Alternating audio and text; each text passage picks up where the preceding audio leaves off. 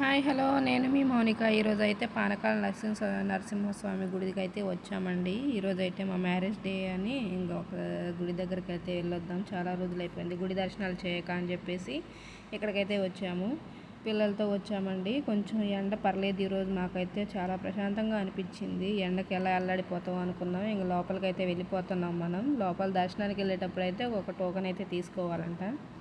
ఇంకా పిల్లలతో లోపలికి వెళ్ళేసరికి ఇంకా టోకెన్ అయితే ఒకటి తీసుకుని లోపలికి వెళ్ళాం. ఇక్కడ దేవుడి స్పెషల్ ఏంటంటే చెప్పాను కదా, పానకాల నరసింహస్వామి. ఈ దేవుడికి పానకం అంటే చాలా ఇష్టం. ఇక్కడ టోకెన్ తీసుకొని లోపలికి వెళ్తే ఇంకా మనకు అక్కడ దేవుడి దగ్గర పానకం ఇచ్చేస్తారు. ఇక్కడ బాటిల్లో ఫిల్ చేసుకొని ఇంక పైకి అమ్మవారి దగ్గరికి అయితే దర్శనానికి వెళ్ళిపోతున్నాం మనం. దేవుడు పైకి వైపు ఇంకో అమ్మవారు ఉంటారు. అమ్మవారిని దర్శనం చేసుకున్న తర్వాత ఇంకా కొంచెం కిందకు దిగే చోటునైతే ఇక్కడ పైకి ఎక్కుతుంది దర్శనానికి అయితే.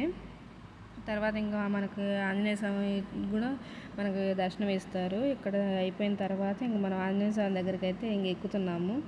ఇంకా అక్కడ ఎక్కిన తర్వాత అక్కడ దర్శనం చేసుకున్న తర్వాత ఇంకా మనం ఆంజనేయ స్వామి దగ్గరికి, ఇక్కడ స్పెషల్ ఏంటంటే ఆంజనేయ స్వామి దగ్గర అక్కడ అందరు కాయిన్స్ అంటిస్తారు. అక్కడ బ్యాడ్ లక్ ఏంటంటే మా దగ్గర కాయిన్స్ లేవు. ఇంక మేమైతే మిస్ అయ్యాం అనుకున్నాం. ఇంకా దేవుని దర్శనం చేసుకొని తులసి దళాలు అక్కడ దేవుణ్ణి సమర్పించుకొని ఇంకా అక్కడ దండం పెట్టుకొని అయితే కిందకైతే దిగాము. అక్కడ పిల్లలతో కూడా తులసి దళాలు పెట్టించానండి. దేవుడి దగ్గరికి వెళ్ళాలన్నా కొంచెం మనకు తెలియాలి ఫస్ట్. అక్కడ ఎప్పుడు వెళ్ళలేదండి, ఇప్పుడే ఫస్ట్ టైం వెళ్ళాము. అందరు చేస్తున్న దాన్ని బట్టి మనం కూడా చేసాము. ఇంకా మా పిల్లలు అయితే చూస్తున్నారు అటు ఇటు. నేనే కొత్త అనుకుంటే మా పిల్లలు ఇంకా కొత్త అయిపోయారు. ఇంకా అలా చూసుకుంటే అక్కడ దర్శనం చేసుకున్న తర్వాత ప్రశాంతంగా చోట కూర్చుంటే బాగుంటుంది అనుకొని ఇంకొక చోట అయితే కూర్చున్నాము.